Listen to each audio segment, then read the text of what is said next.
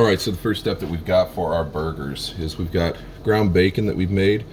We just took some bacon, cut it up with a knife. And as you can see, we've got ground bacon. We weighed that out. It's about 226 grams. It's going to be about half a pound. So we're going to take that half a pound and we're going to mix that with 2 pounds of ground beef.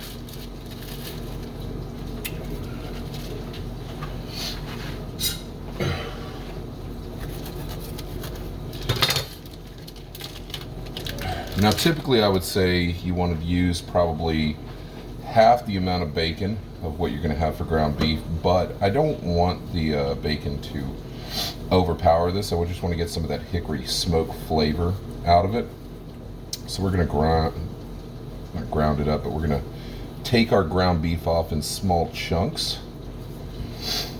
Now you're not going to season your beef when it's in here. You want this to just be chucked up. Doesn't have to be super small chunks or anything. It can be fairly sizable chunks, because really all we're going to do is we're going to add that bacon in, and it'll give it a little bit of a bacon flavor to it. You know, you get that bacon cheeseburger, but it's also going to add a little bit more fat to the beef. It's going to help that to render, stay moist. We're just going to get in here. You don't want to mix it too much. You don't want to handle ground beef that much, because you start releasing myosin, and that's going to end up making it really tough.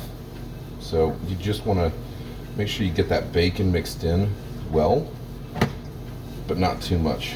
Typically I would say no longer than about a minute of working the ground beef. You'll know that the myosin starts releasing, because you'll start feeling kind of that stickiness where you start getting all that grease on your hands. That's when the myosin's releasing, and that's the point that you want to stop handling the ground beef. And then at that point we're going to pound out the patties. We're going to go for quarter pounders on this. All right, so we're starting to get a little bit of that fat, so we want to stop now. Trying to get that bacon mixed in just a little bit more. And so what you should end up with, you should end up looking a bit like this. You see you've got those nice little fatty chunks in here. That's about where you want it to end up being. Hey, more light, that'll help. You get those nice little chunks of bacon all throughout it. So we've got those set up. We're going to wash our hands.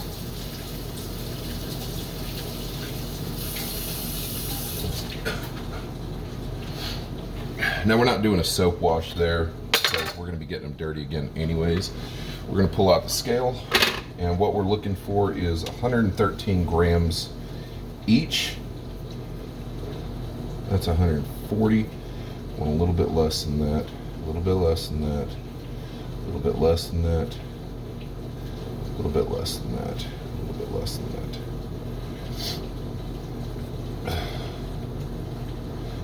All right, so 113. Now I'm going to add back up to about 129. That's 127. That'll be good. The reason I'm going back up to 127, 129ish, is that's going to end up giving me a nice sized ball of dough. Not dough, of meat, but since we've added that bacon in and we've got that additional fat, it's going to render down more. Okay, so that's 142.